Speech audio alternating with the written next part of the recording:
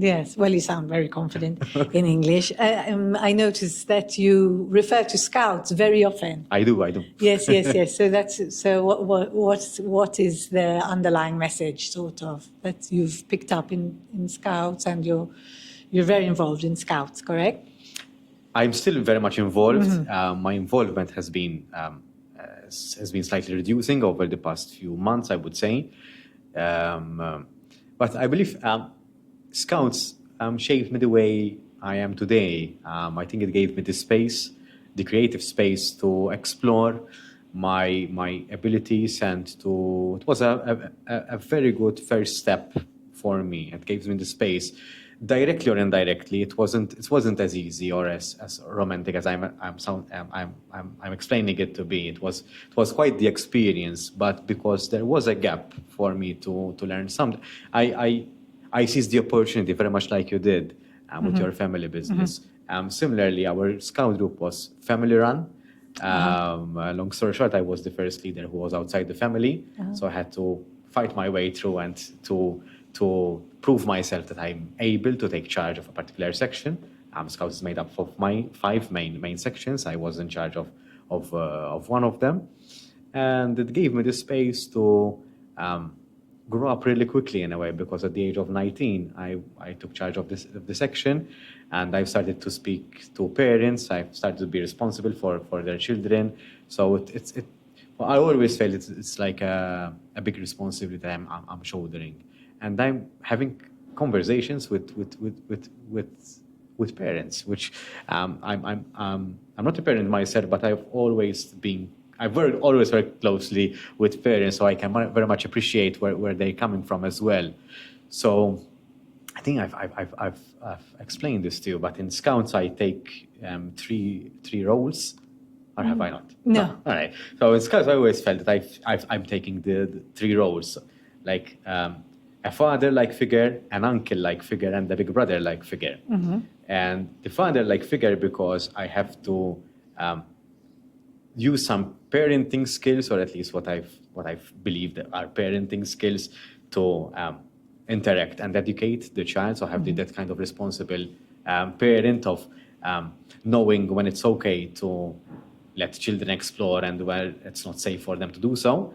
Have to be the cool uncle that with them they can do the fun stuff, the adult fun stuff, and the big brother as well. So that it's like a toned down version of the uncle.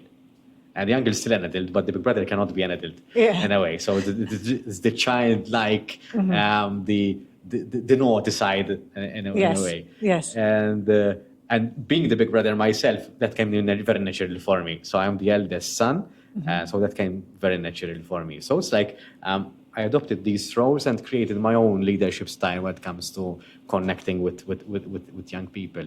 But that gave me perspective.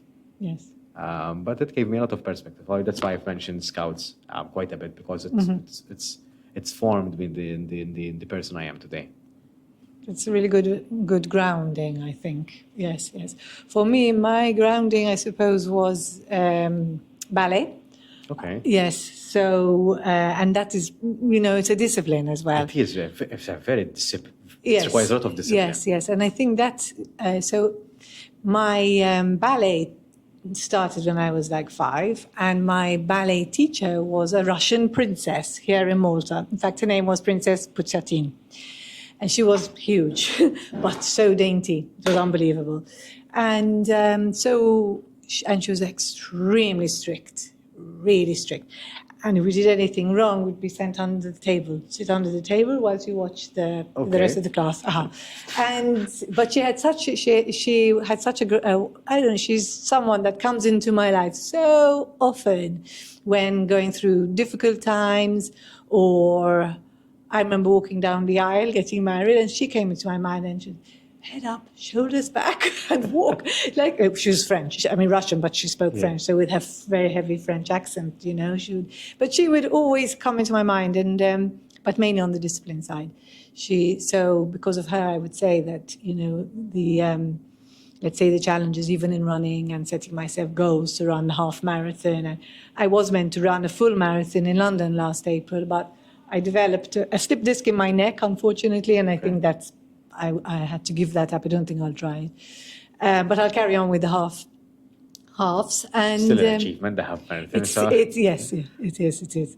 And so she had a big influence on my life, and I think mainly in terms of being disciplined, setting goals, believing in yourself, believing that you can achieve whatever you want to achieve, and not giving up,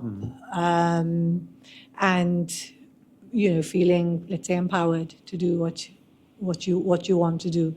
I really, and that's what I do really, let's say, love about coaching, is that I really believe, of course, within reason, we can't fly or anything stupid, but within reason, there's so many people do hold themselves back because of fear of failure, fear of making a mistake, fear of being the laughing stock, fear of people thinking how stupid, look, she tried and failed.